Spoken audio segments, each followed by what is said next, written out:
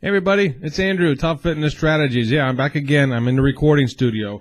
And today we're going to talk about one of the tips, or one of the mistakes, I should say, that people over 45, people over 50-ish make when they're working out, or when they're wanting to start a workout program, or when they're wanting to progress more and things of that sort.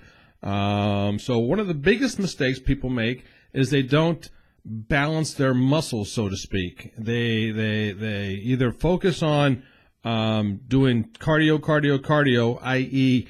treadmill, bicycle, elliptical, things of that sort, which is fine. If that's all you can do, all you want to do, that's fine.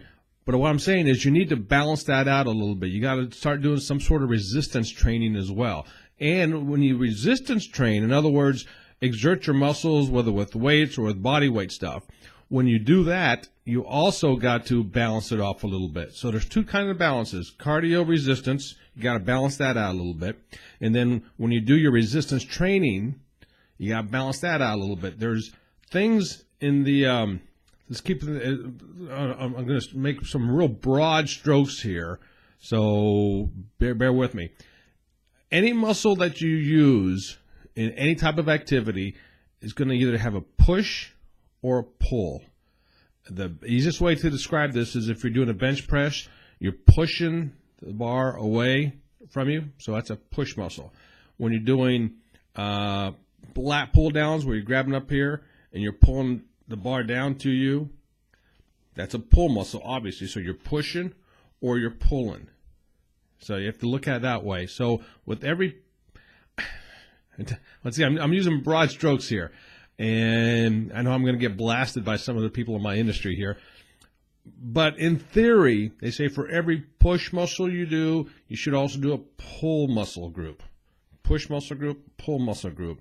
Now, is that true in every instance? Of course it's not true in every instance. But if we're painting everything with broad strokes today, which is what this video is all about, yeah, you should be doing that.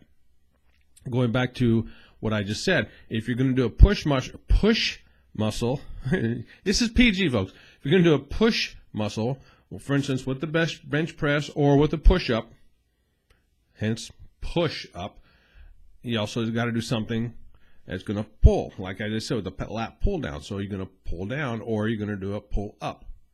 So a push up or a pull up. Simple as that. And if you're working out with your legs, you got your body weight squats, and then you got your leg extensions. Okay, you got a push and a pull type thing. But if and I'm once again, I get blasted for this, I'm sure.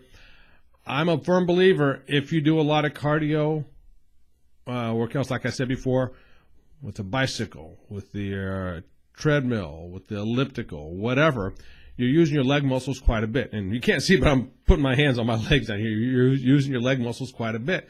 I'm a firm believer that you don't have to keep lifting or exerting your legs after you do that. Now, once again, keep in mind that when I train or when I give techniques, I'm of the mindset that you're not going to be showing off your body on stage. You just want to get a well-rounded workout, a well-rounded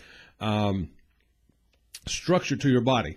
You want to live the fit and healthy lifestyle. You want to be a little bit better than what you're being now, or where you are right now.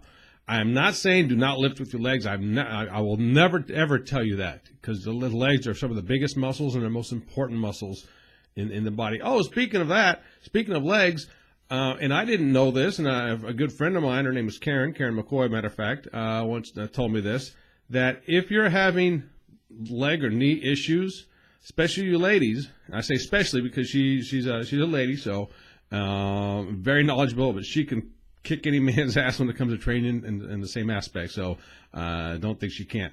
But and this was fascinating to me, because we had a whole discussion about it. But if you're having knee issues, one of the best things you can do are squats.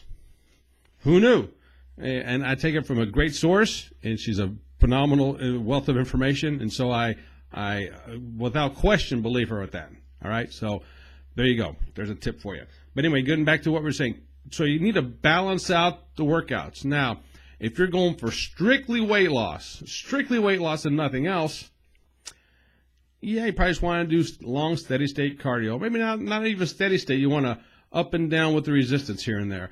But I don't believe in a straight weight loss, because unless you're in some sort of weight loss competition, but this is not a weight loss video, so we won't talk about that. I'm talking about balancing. So cardio, resistance training. Resistance training, you got the push and the pull. So I'm not going to get into more details and all that. I hope that makes sense. And we could have further discussions on that, and I'm sure I will in the past or in the future.